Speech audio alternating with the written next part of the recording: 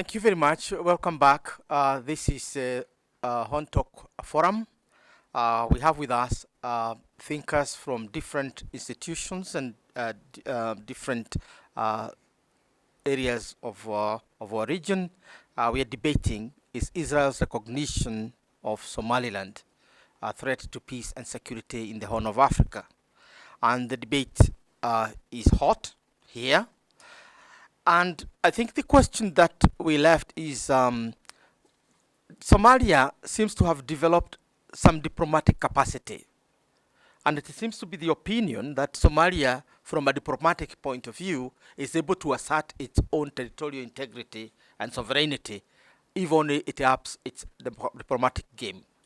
And a resort to any other alternative seems to be unnecessary, because Somalia has now the necessary muscle to do that, given that no other country except Israel up to this point has recognized Somaliland. Then the question is, what are the likely domino countries that are likely to follow the path of Israel, and how do we see Israel, Somalia responding? Kibi, I can see you you're amused about that. But let's get to Ethiopia. Yeah. That's what. I'll come back to you, because I find it. Yeah? I wanted us to say to ask the question. Within the Horn of Africa, it is true Israel's intervention has raised tensions, complicated, if I would go by the words of Dr. Mustafa, really messed up with the whole region. But let's be a little bit more systematic. There are countries that may not have resoundingly denounced what is happening in Somalia, appearing that it is internal calculations rather than their will which is getting them to take the stand they are taking. And it's good to call a spade rather than a big spoon. In this case, what is Ethiopia's game?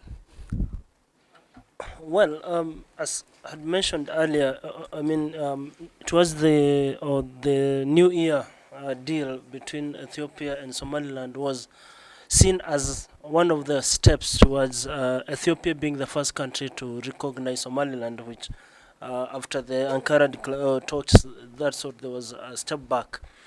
And maybe in the Horn, as much as we have not seen any country, indicating towards that, maybe in terms of other regional, geopolitics, in terms of the tensions in the Gad, maybe that might trigger because Egypt is already moving towards the Somali side. Maybe Sudan could, as a way of trying to react to Egypt, sort of move towards that. But I don't think any African country has an incentive towards recognition of a breakaway state. We have seen the failure of the Biafra. We have seen the result of the South Sudan, independence, and how 3 years down the line, how it has turned out. And of course, Eritrea and Ethiopia tensions that, despite their rapprochement now, they're also having a lot of tensions. So I actually don't think there's an African country that will be incentivized to recognize Somaliland. That's interesting. So Ethiopia is not the main beneficiary of Israel recognition of Somaliland?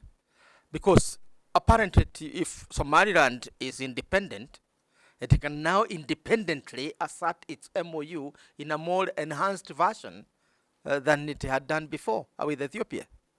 But I think the ball game has changed, because the dynamics in which Ethiopia was trying to reach out to Somaliland is different now with Israel, because I think now the interests at play now are quite different. And that's why we have seen the Prime Minister's office coming out also to affirm its support for sovereignty of Somalia. Let me call Dr. Ombongi and then call you on this. Yes. Thank you, Prof, for the opportunity. I wanted to say 3 things in response to one of our colleagues, Dr. Mumo, who left because he had to attend some urgent matter. One is, you know, from what Dr.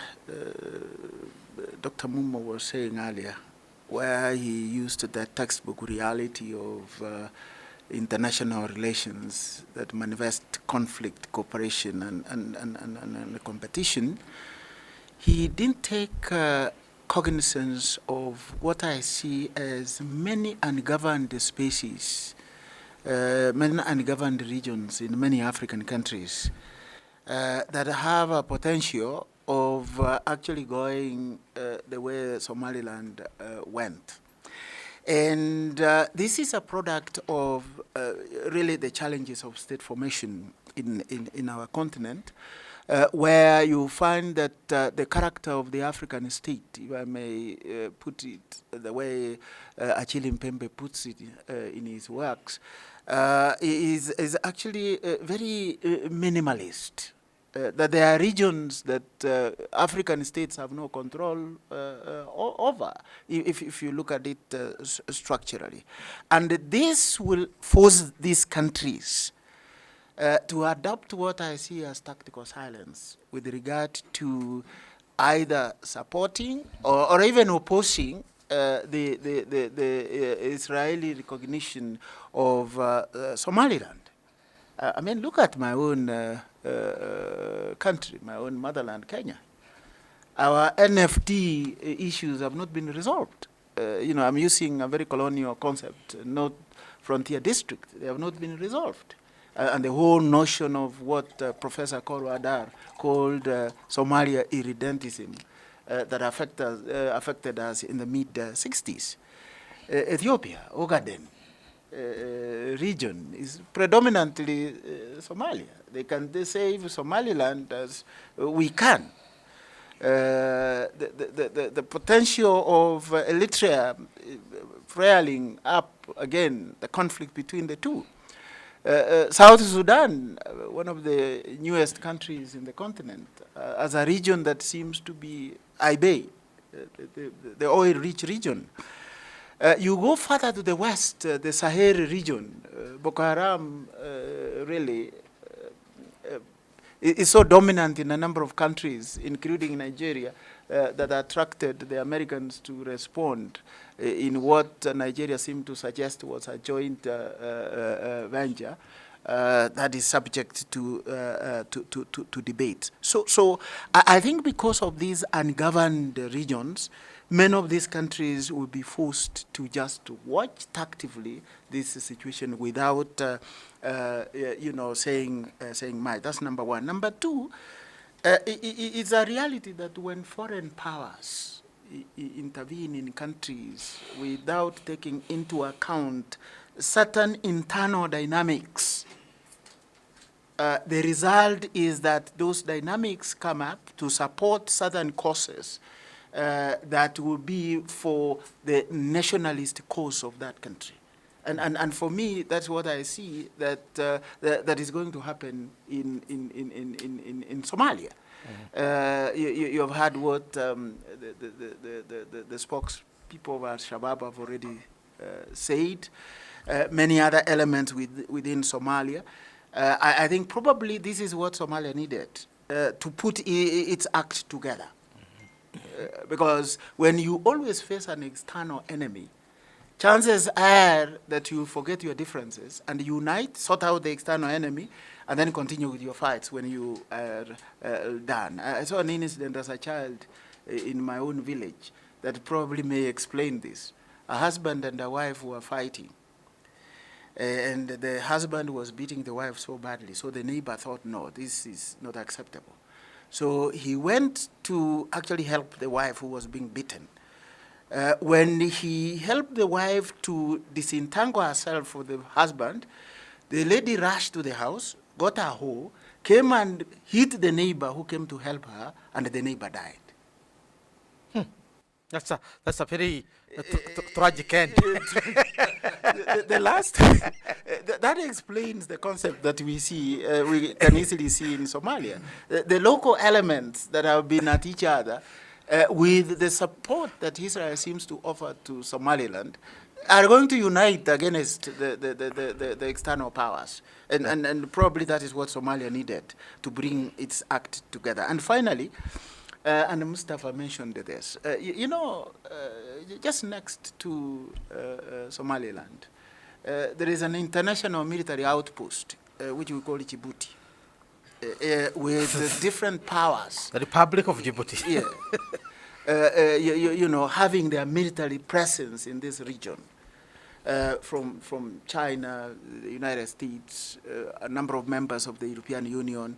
Are they going to watch so that Israel has this overwhelming influence next door?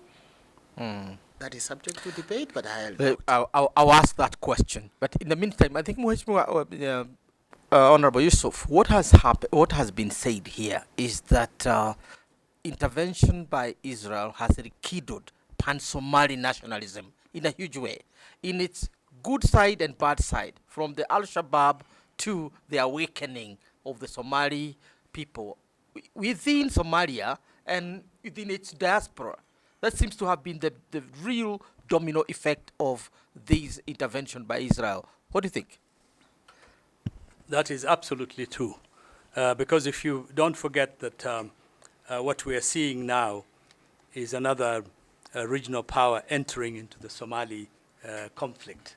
Somalia itself has its own internal conflict. It's also got its external enemies. And it is bringing the Middle East conflict into the Horn of Africa. And you must also understand that the majority, almost every Somali, is also a Muslim, with very strong attachment to what the Israelis are doing to the Palestinians. The genocide, the ethnic cleansing that is taking place, has a lot of support within the Somali diaspora. And Somalis all over, regardless of their nationality. This is also something that looks like a new imperial scramble for the Horn of Africa, a revisit to Berlin 1884. And if you remember, it is in the 1884 Berlin conference that divided the African continent into what it is now, and it had more impact, negative impact, on the Somali nation than any other African community. You know, you have Italia Somaliland, you have British Somaliland, you have French Somaliland, you have Abyssinia Somaliland, and then you have the British North NFD, which is now part of Kenya. So there's a lot of emotions related to that pan-Somalism meant, in good faith, unifying Somalis who've been divided by colonial borders.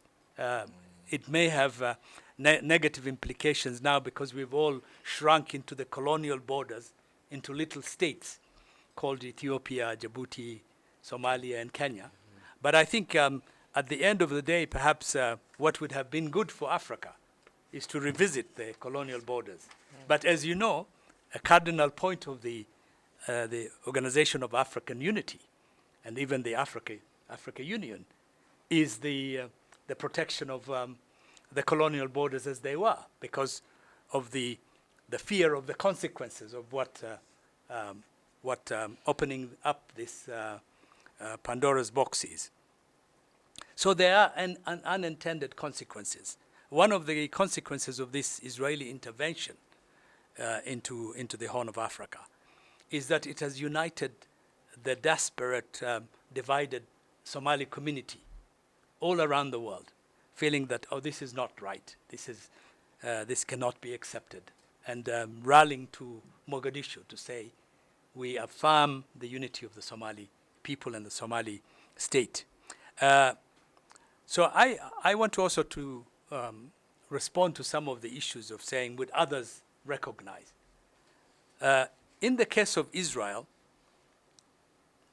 the Israeli interest in Somaliland is very, very clear. It is raw, naked self-interest. They want to get in, to have a base, to counter their enemies in the region, and to expand their influence. The other hidden factor that has been muted is the fact that they want to dispose of the Palestinians. Yes. the ethnic cleansing of the Palestinians in one of the areas, a weak African area, a disputed area in Africa, which is willing to accept anything in exchange for recognition, to take the large numbers of Palestinians who would be chucked out of their ancestral homeland of Palestine.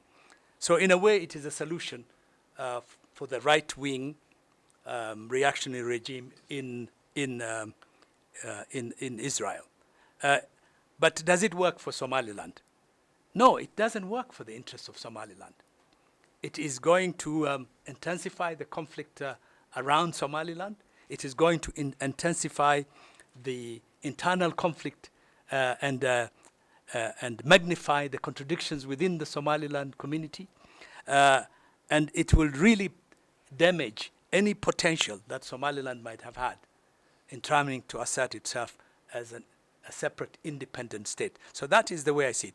For other countries in Africa, for example, in Kenya, what is the benefit for us in recognizing Somaliland? We don't have a common border with them. We don't trade that much with them. We're not an expansionist imperial regional force that wants to have a military base there. And we have a very significant Somali population in our own territory. So it is not something that I would think that any rational Kenyan foreign policy thinker would even consider. Secondly, Somalia is now a member of the East African community. And Kenya is an anchor state in the development. We are the custodian of the East African community. I can't see in any way our interest would be more attached to Somalia, which is a bigger territory, which has more resources, which is strategically placed in the Horn of Africa, and a direct neighbor with us. In the case of Ethiopia, I never thought actually Ethiopia wanted to recognize Somaliland at any time. What they had dangled as the carrot that they were dangling was, if you give us a base, if you give us an outlet to the sea. Of course, that is the fundamental focus of the Ethiopian government. A way out to the sea and into the Red Sea or into the Indian Ocean. Yes. And Somaliland, again, was considered by Ethiopia to be a weak link and therefore would offer that opportunity. But to be honest, if you talk to the Ethiopian foreign affairs specialists and people who really seriously think about relations in the Horn of Africa and Africa, Ethiopia has a very weak link when it comes to recognizing Somaliland, because a significant percentage of its population and territory is Somali territory. And raising that spectra of separate, and it has been an active military zone. Many wars have been fought over it. To really awaken that Somali nationalism within its territory at this juncture in its history, I doubt very much they will be thinking about. Of course, they have an ambition, and I think the ambition is now focused more on the other side of the Red Sea than this side of the Red Sea. That's why I wanted to bring in Ambassador Mwencha. Basically to ask Ambassador, Ethiopia is the seat of the African Union. It is literally the political capital of the African continent. And it seems to be the only country that has not given formal condemnation of this. In fact, some of its ministers on record having tweeted in celebration of Israel's recognition. That's correct. That's what we are really calling strategic ambiguity. Strategic ambiguity is where you don't recognize and at the same time you don't condemn, because either way the balance might tilt in a certain way. The real question that I wanted to ask Ambassador Mwencha is the issue of Eritrea and Ethiopia. And now there is an emerging kind of, we call it a detente between Egypt, Eritrea, and Somalia. And that triangle seems to be succouring whatever. And Djibouti is already up in arms. I think the most blunt condemnation of this event has come from Djibouti, which some argue is because Somaliland is the Berbera is the immediate rival to Djibouti. But there seems to be all the countries lined up along the Red Sea, literally against this, recognition. Is that going to affect the African Union role in the Horn? Thank you very much. I think Ken put it very well when he gave us this metaphor of husband-wife fighting. And I think Mheshimiwa Yusuf has summarized it very well, that what this recognition has done is, on the contrary, unify what you might call the Somali nation in the larger, what you call the Greater Somalia. And I think the old dictum which says that if you live in a glass house, you don't throw stones. Mm-hmm. And I think this is the lesson that from what Ken was saying and what is emerging around the table is a lesson to understand. Eritrea itself is a beneficiary of this very act of a sovereign decision. And we have used this word several times, and I've been just asking myself, how are we defining sovereignty? Are we defining it under the Westphalian? And I think, Mumo, before he left, and I thought at some stage he was acting like an agent provocateur when he was saying, look, a nation must be seen to be governing itself. Democracy must be thriving. And I don't even know this context of democracy, how he's defining it in this context. But be that as it may, Eritrea itself, it is Ethiopia which included Eritrea at that one stage that agreed to allow Eritrea to secede. And I think, Mheshimiwa Yusuf has put it very well, because Eritrea itself was under the Italian. And they took advantage of that provision to say, look, we need self-determination. They worked closely with the then Meles, who was fighting from the bush. There was an agreement that if they secured Addis Ababa, they would then allow Eritrea to secede as a nation. So there was consensual agreement between the two that yes, Eritrea would. But you can see at the moment, Eritrea itself, they never solved the problem of that boundary between Eritrea and Ethiopia. And that has remained a bone of contention.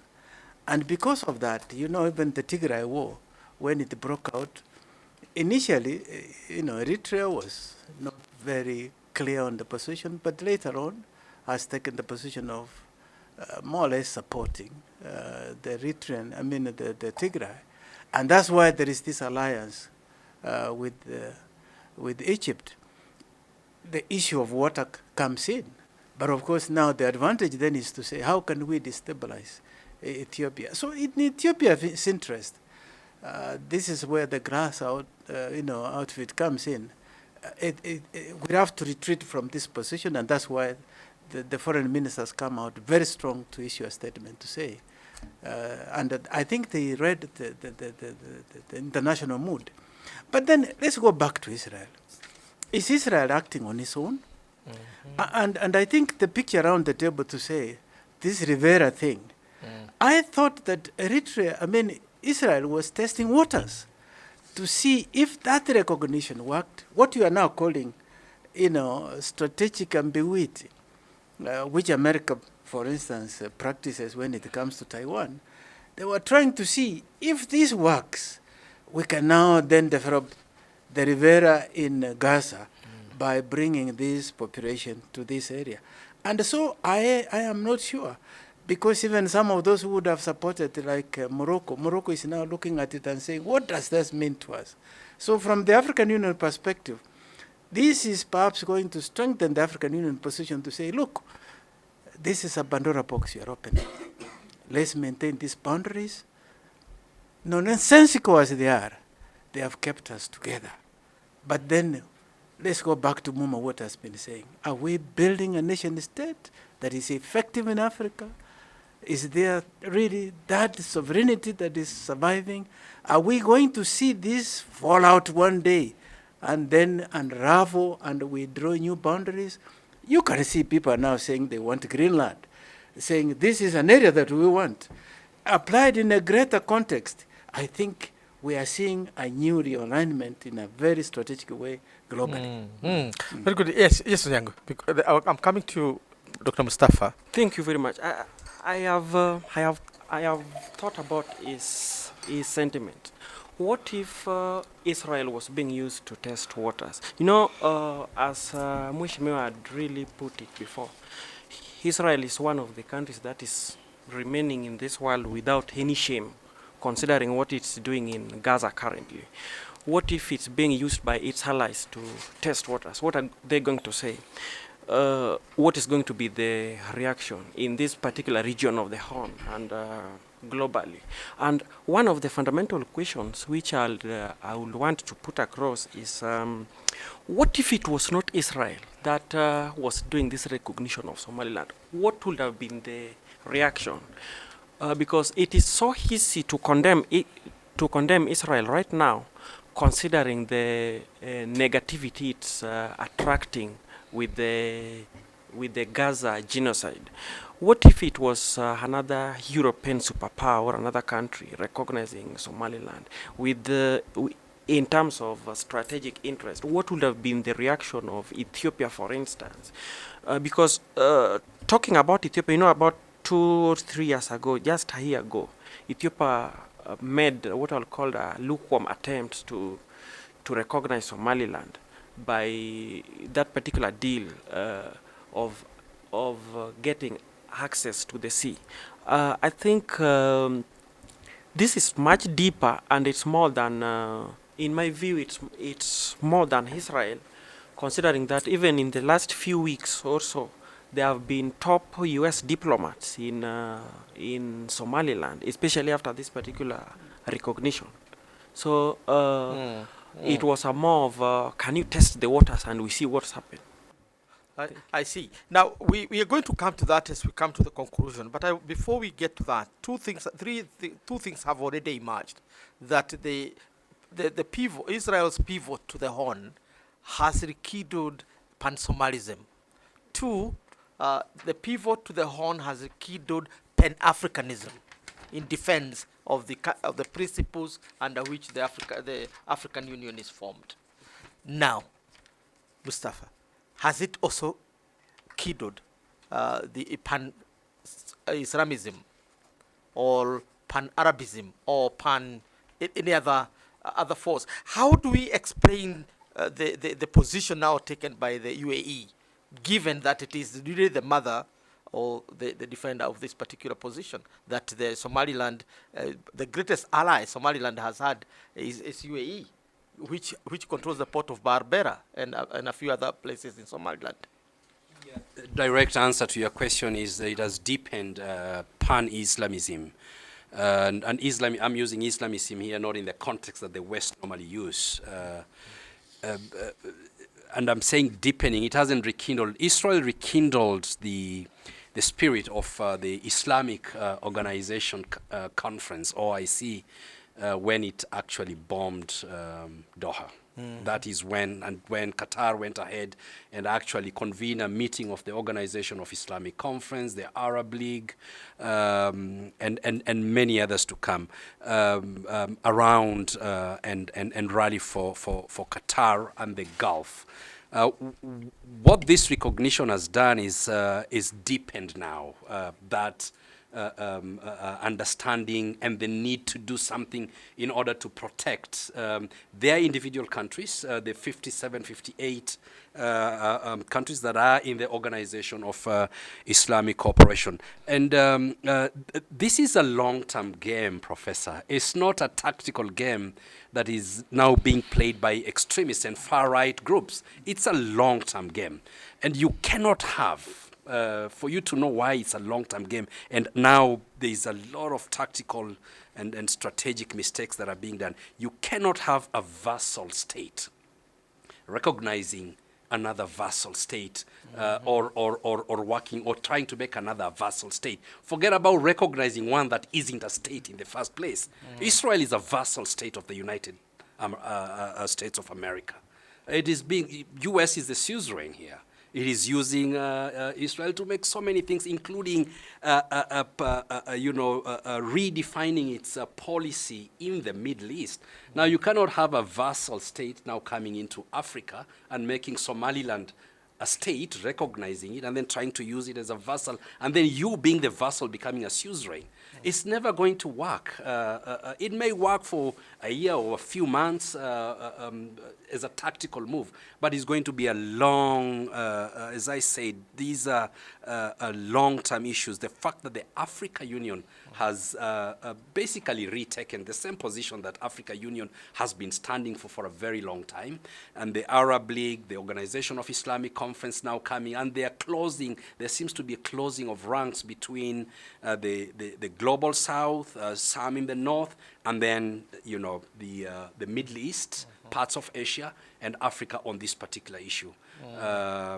Makes it a lot harder for Israel. What does the condemnation of this move by Saudi Arabia mean? Because Saudi Arabia is one of the most influential. And remember, for a long time, Saudi Arabia has been the other side. Now it seems to be for Somalia, Yeah. the integrity, yes. Yeah, just relating to your earlier, the question before this, there are a lot of religious sentiments that are coming when you are dealing with the Organization of Islamic Conference and Saudi Arabia. Saudi Arabia has always wanted to position itself as the leader of the Islamic world. The so-called Vatican of the Muslim world. And therefore, the Americans know this. When they were working on the Abrahamic Accords, and I think it was Trump, son-in-law, who was doing this, the prize here was Saudi Arabia to recognize Israel. And I think that became very difficult because of Israeli actions again.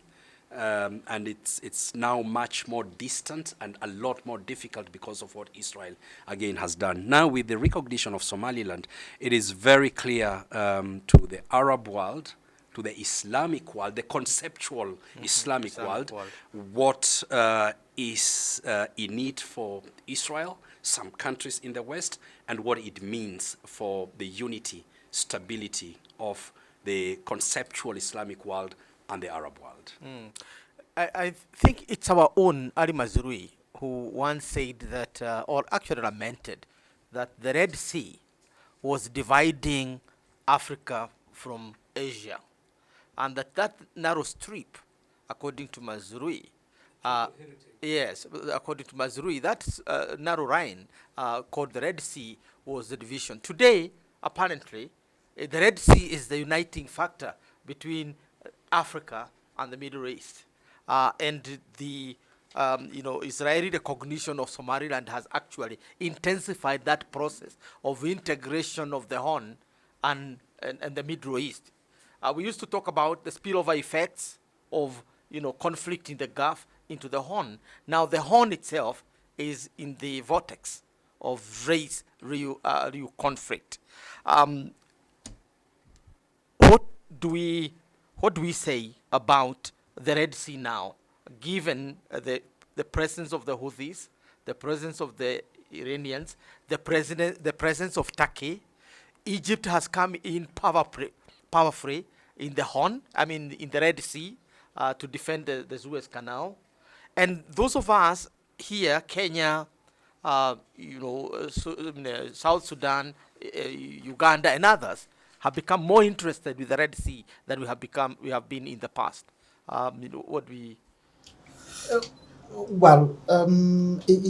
Historically, and I like the reference that you made to Mazrui. One could quickly add.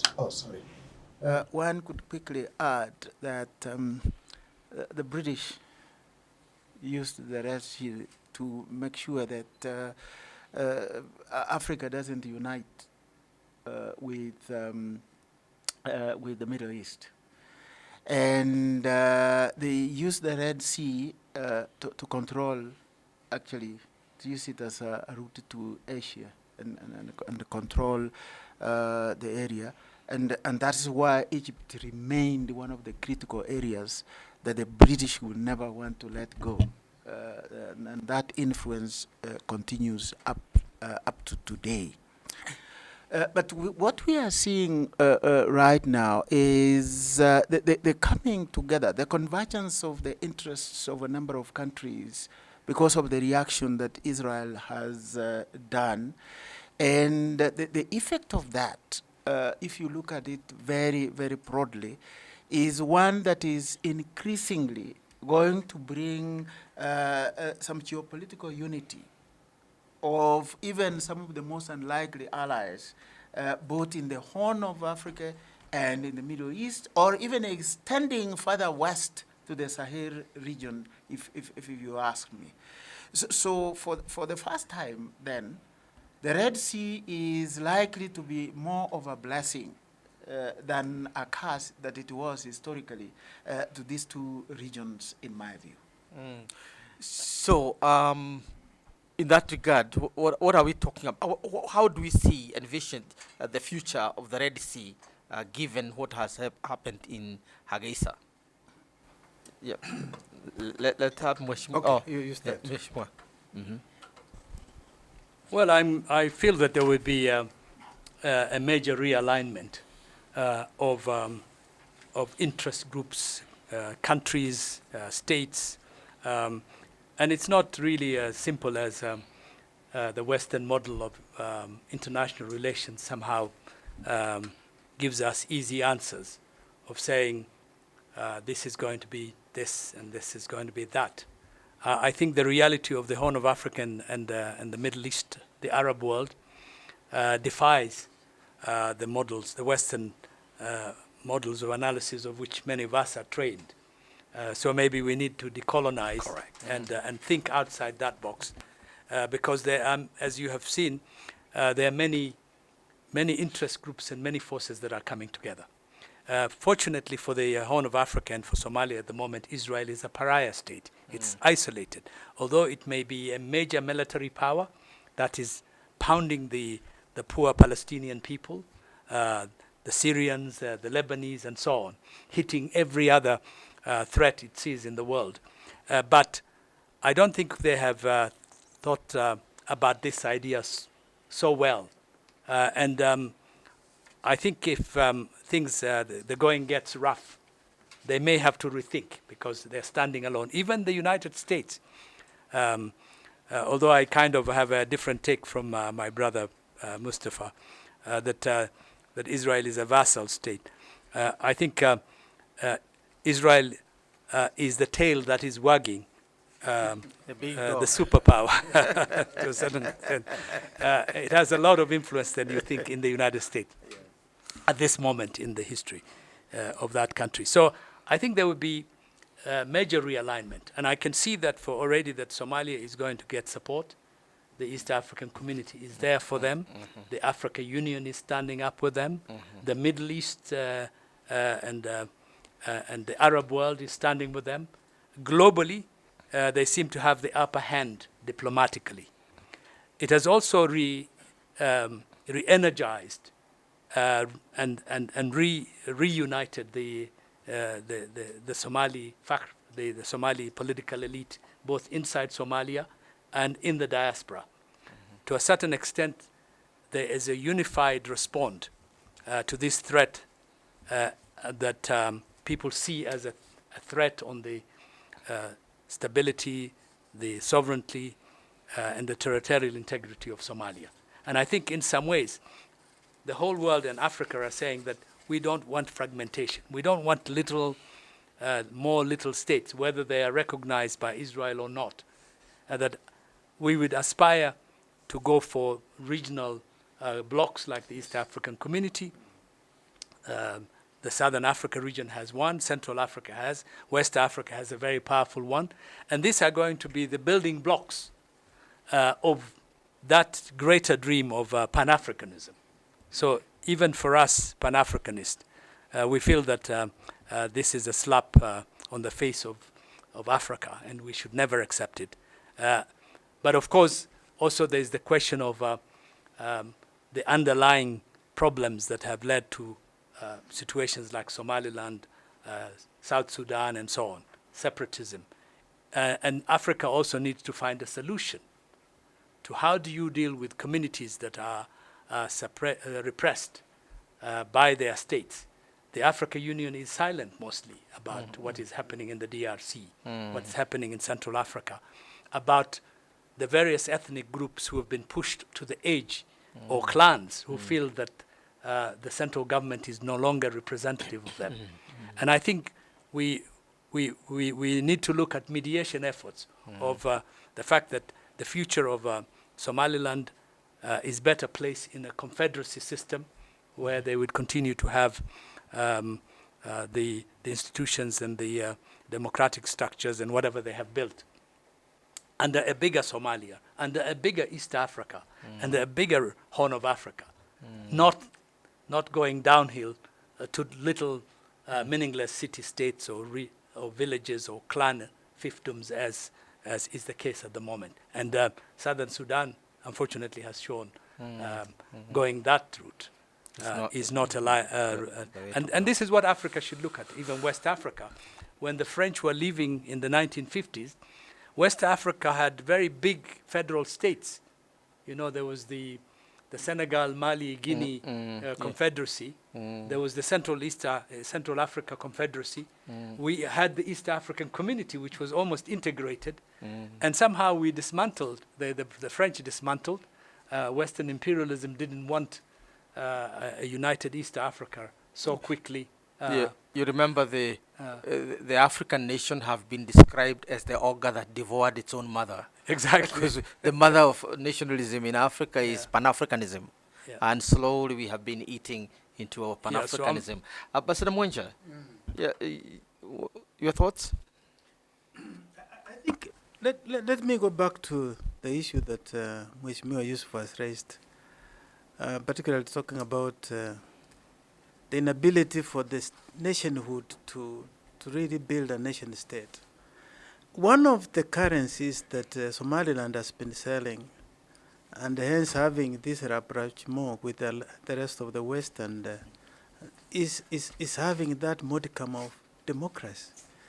I was in Agesa in 2023 when they had a general election, and one of the smoothest you could think about, because other than in those areas where there was no election because of insurgencies and the rest, it was done, and the president who lost the election called his success, and they shook hands and he assumed.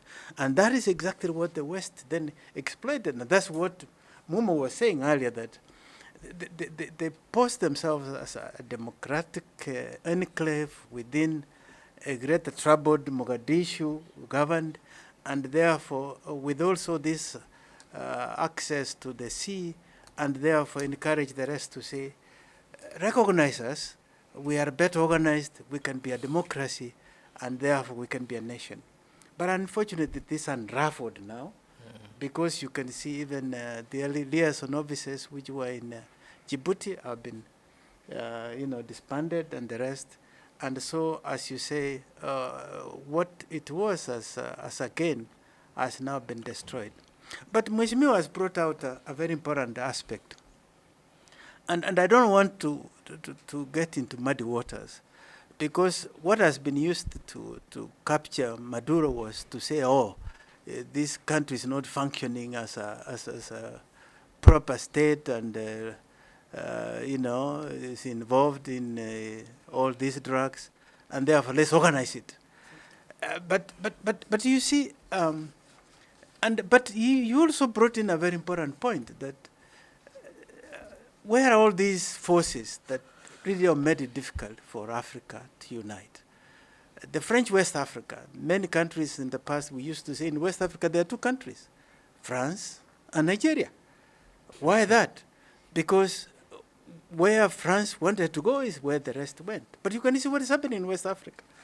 There is now resistance coming up saying, look, let's reclaim our sovereignty as a nation state. We are given a flag, but we have never been an independent region in terms of governing our territory effectively, including having our own currency and the rest. So we have pseudo, kind of call it, independence in Africa, dependent still on some external forces that support us. And so even what you then referred, DRC and the rest, it's all part of that old game. Because don't forget, DRC was under Leopold Field, not even a nation. And therefore, what was put together is perhaps ungovernable, not because the people of DRC as a nation state is very difficult to put together. And coming back to the subject that is on the table, I think what this is teaching us that why don't we move towards the project of Africa? Because if we achieve integration in its truest sense, all these boundaries will melt away. And we can all live, because if we start free movement of people within the continent, we're having trade, and this is what Mumo was talking about, then you can have an African nation, because there is talk of Africa, but as that exists in theory, because the Africanness is not a nation, although the rest of the world see Africa as a nation, but we have never been a nation. Let's go for the project of Africa. Difficult as it is, challenging as it is, I think it's the way out for us to solve our problem. And of course, then we can start with smaller regions. I have published a book which is underway, and I'm arguing that even when we go through this route of saying regional economic communities, SADC, COMESA, East African Community, this is balkanizing Africa at regional level. The best is now to gun for the continent. It's going to be a long term, difficult, but that's the safest route that we can take. I think we should have clarified that at the beginning, that the whole essence of emphasis on existing boundaries by Kwame Nkrumah and others was predicated on the argument that ultimately Africa will form a United States of Africa. Correct. So haggling over boundaries is not going to be very useful for a continent that is going to be united and being one nation. And that is the essence of Kwame Nkrumah's book, Africa Must Unite. It is a thesis he powerfully writes into that. Ironically, I must state this. Somalia was one of the greatest opponents of that thesis of Africa, retaining its colonial boundaries. And its elite talked about the lost territories. And therefore the fight against Ethiopia, the fight against Kenya, the fight against Djibouti was to reclaim lost territories. Today, Somalia is the main beneficiary of the idea of continental unity and retaining the boundaries and the foundation of that unity. Because African Union is going now to be the greatest defender for the Somali sovereignty, either territorial or conceptual. And that's why Israel's game is a non-starter. As long as the African Union does not retain this, we have an issue. Let me then, yes, I want to come to you, but I want us to, as we get closer to the debate, we have focused on all those three forces: pan-Somalism, pan-Africanism. He talked about pan-Islamism, or the pan. Whatever is emerging Islamic world. And now we have America. Somebody talked about the tail wagging the dog, that it is actually the tail, which is Israel, wagging the bigger dog, which is the Americans. Apparently the dog also is resisting being wagged, it appears. And this resistance, the fight between the dog and the tail, is what is giving us this strategic ambiguity. We know for a fact, this is not debatable. It is Donald Trump who came up with the idea of Somaliland as a Riviera, where you can dump the Palestinians and forget the case. But apparently they also retreated from that when they came to office. And Israel seems also to have been has been warming it, particularly the Israeli right wing. But Somaliland is also not buying it. Particularly the elite in Somaliland are not buying the idea because they know the consequences of that hot potato. So the big question is, what is Americans' position, given that it has already been in Venezuela, it has done some business in Nigeria, which almost embarrassed regime in Abuja. They are already in Somalia. They are fighting. They are there fighting Al Shabaab. Obviously, they are in other parts of the world. What is America's position in the Red Sea and the Horn, given now the new drama that is unfolding? We can come to Mustafa after this. Probably before I directly respond to that, let me say what I wanted to say in reference to what Mheshimiwa Hussein and Ambassador here were saying. That from the example of Somalia that we have seen, it reinforces what I have said before, that there is some kind of order in the disorder that people see in Africa. And I'm not using disorder here in the context of Francois Baye and Dalhousie when they talked about instrumentalization of disorder in Africa. That's not the context I'm using this. But when you look at fundamentally, even in difficult situations like Somalia, which is experiencing governance issues and all that, or even Nigeria and even DRC that Ambassador referred to, when power ignores context, you begin to see this order emerging in form of resistance. And that's why we are very clear, even around this table, that Somalia is likely to leverage diplomacy within the African Union, the Muslim world, or even the UN, to probably put pressure on Israel to retract on the recognition of Somaliland. You saw that even when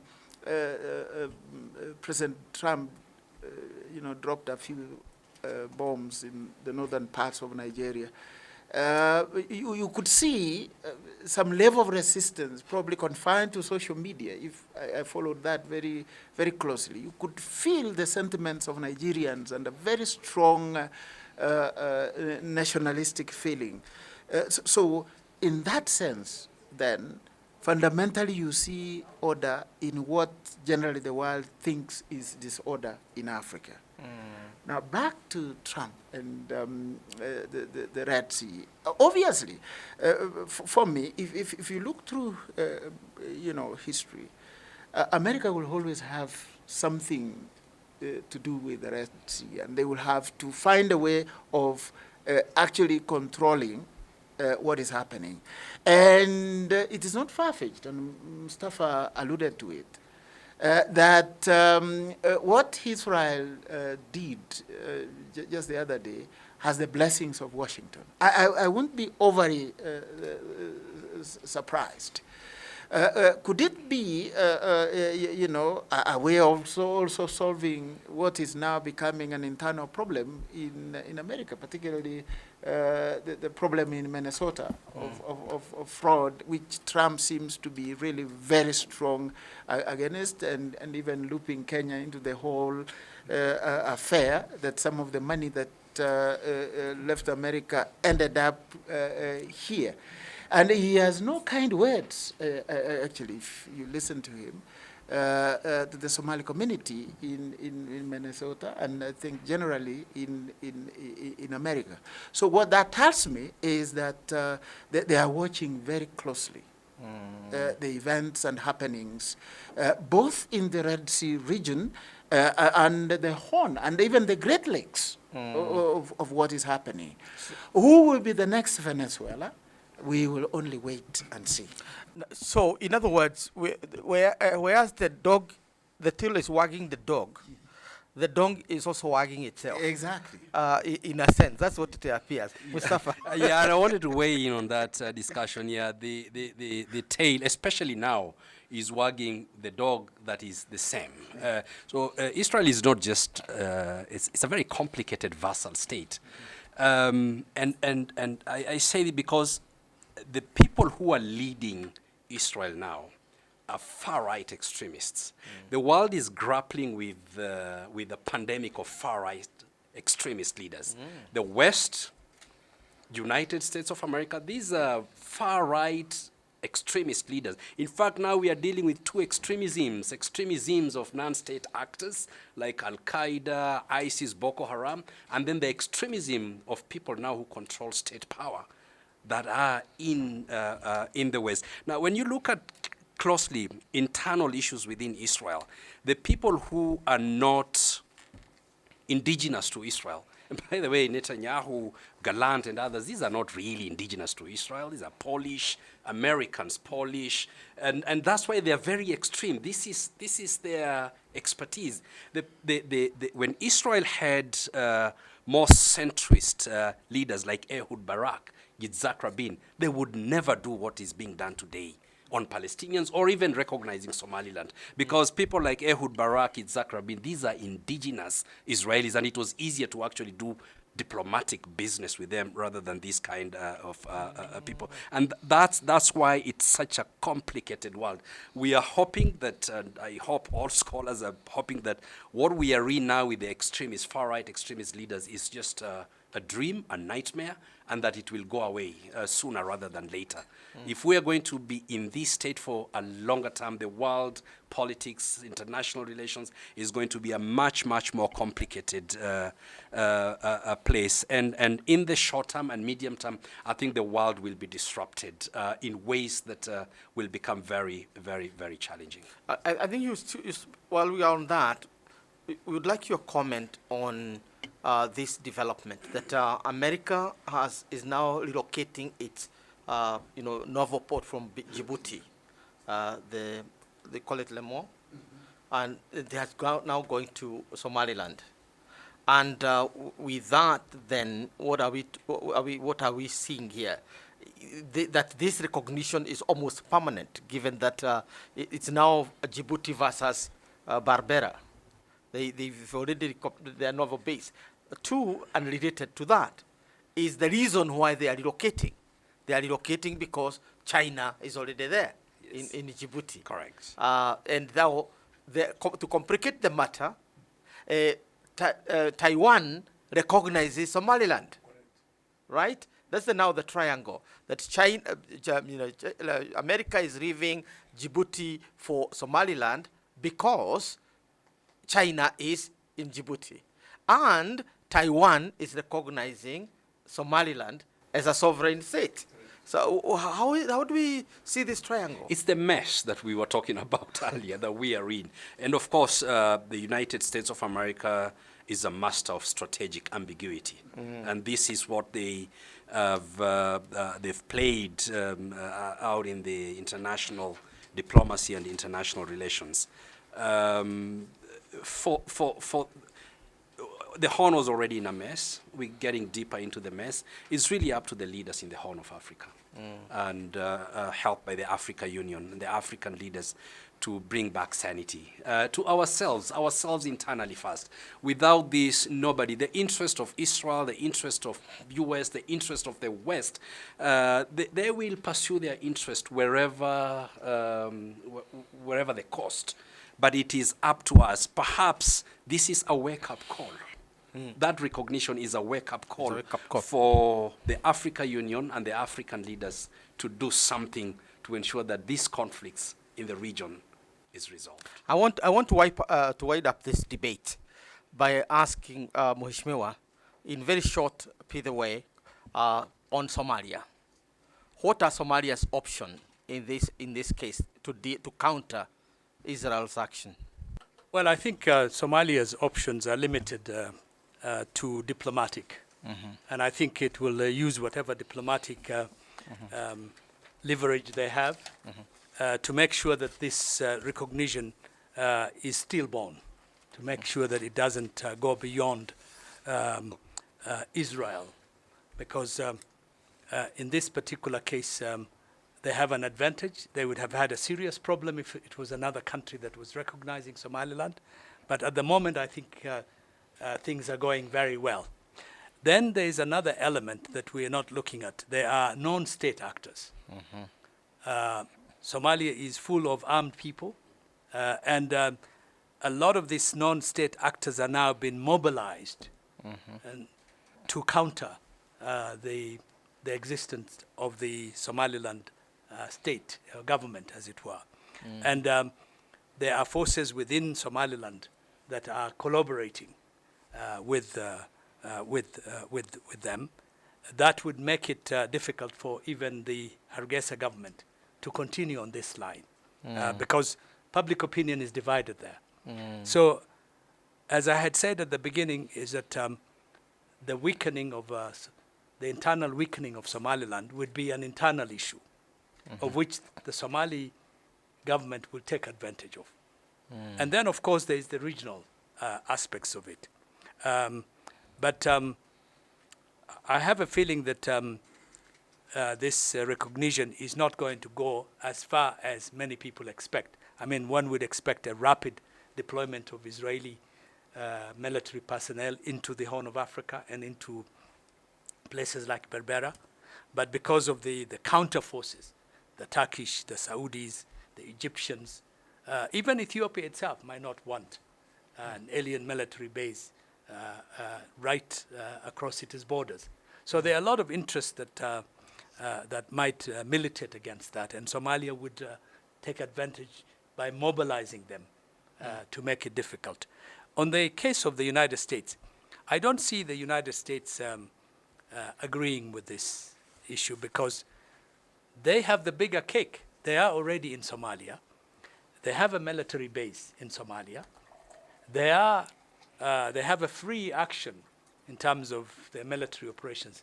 They have carried out more bombings against the Al-Shabaab in Somalia than what you might think, even more than Venezuela. But it is not in the public eye. We don't see it. We don't see it. So, and the resources of the other Somalia, the existent, the other Somalia that is together, in terms of the sea resources, in terms of oil, and if you think all this conflict is about oil, if Venezuela is all about oil, then Somalia has a lot of it. Yep. And much of that oil is not in Somaliland. Much of those rare earth minerals, uranium, is not in that part of the country. It is on the southern part of Somalia. So I would think that it would be foolish for any other power like the United States to throw a bird in hand for two birds in the air or something. And so I don't see any competition between supporting a non-existent state, a region of one country that is disputed, for an established state. But I just want also to throw something about Israel. Israel is a Zionist system. It's a Zionist state. It's driven by imperial ambition to create a bigger.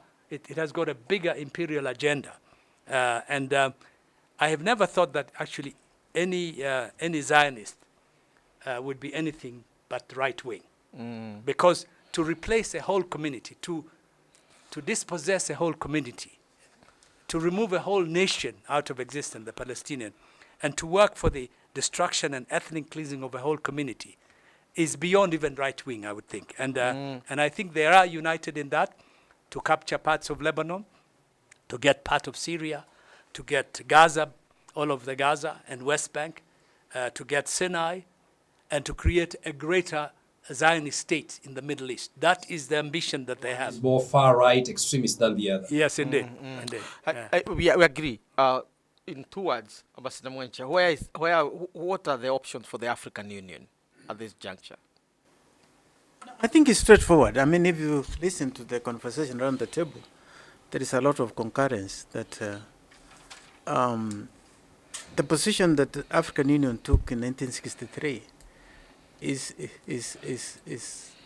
with the hindsight, the correct one, and it must then continue to be emphasized. But then African Union must then recognize that building a nation state in Africa is not succeeding as much as we would have liked to see. Many countries, as you can see, are beset with internal challenges, and their weaknesses, as they say, The strength of the chain is measured by its weakest link. And because you have so many African nations that are weak, this is why external forces find it easy to come. If you had a strong nation state, I mean, look at the very Somalia that we've been talking about, it is because Somalia has been very difficult to organize as a nation state that all these things we are talking about Somaliland are also surfacing. And maybe then for the African nation is to continue to pursue that goal which I said earlier, that yes, if you are going to assert your sovereignty, put your house in order. And I think this is what Mumo was talking about, the 3 Cs. And what are the options for the East African community, given that Kenya, Ethiopia, I mean, all these, South Sudan and others are there, and there are people who are going to be targeted for this domino effect, as Israel tried to build the domino effect into Somalia? What's options? No, I think, Prof, the only viable option that the East African community has, if you ask me, as you have done, is to support a united Somalia. Somalia's future, I think, very strongly will not be rescued by the volume of its slogans, nor the velocity of the divisions internally. But I think by what I see as a very quiet rebirth of national conscience that chooses unity over lineage, citizenship of Somali over clan, and destiny over disorder. Mustafa, what's the future of Abraham's Accord in this context and or Islamic world? It's dead in the water.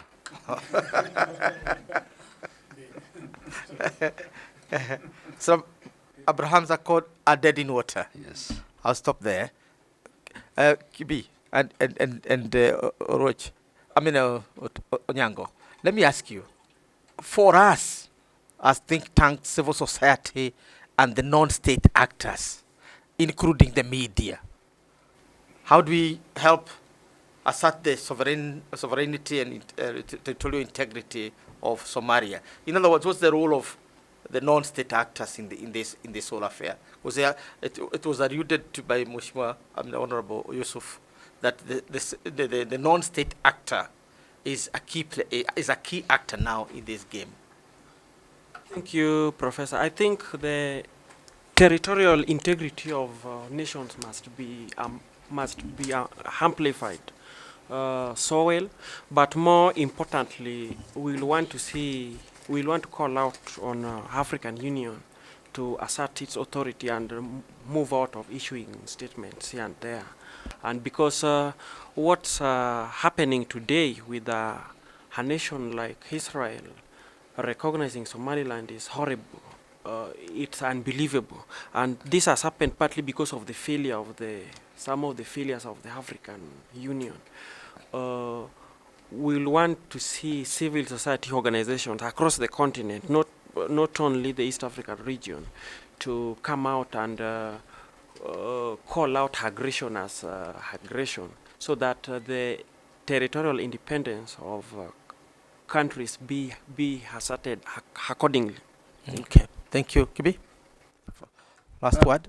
I think for media particularly is actually putting out the voices of, and I think there was the issue of having the people who have been suppressed, and the African Union has to find a way of actually handling those kind of people. And I think for civil society, the media is actually bringing out those conversations that other than the noise that is happening, actually what is the voice of those issues that are not actually being addressed beyond the diplomacy, the international relations, and the selfish interest. What are actually the domestic issues that need to be addressed? I think that amplification is also very important and highlighting.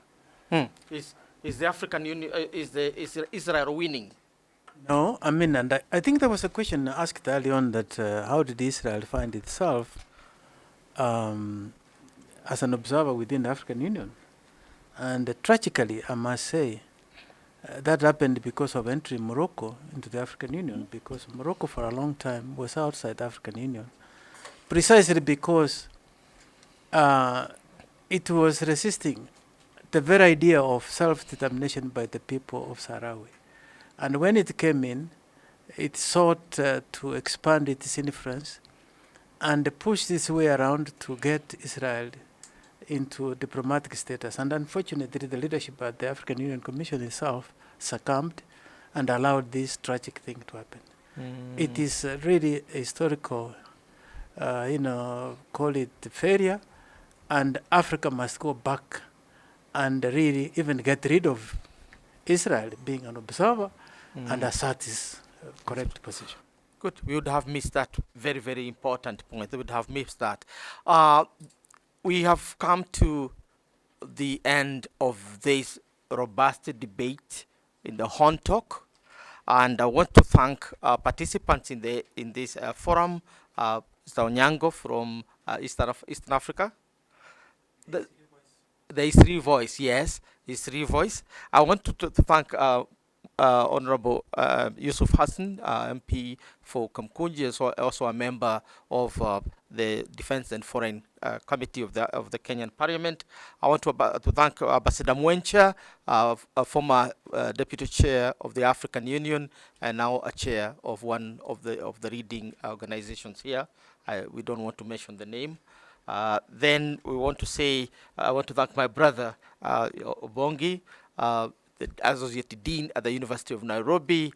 I want to thank my brother Mustafa Ali, the chair of the Horn International Strategic Institute, Center for Strategic Studies, here, a partner organization for the African Union, and African Institute, and also to thank Bonakibi for the from the media side and one of our associates.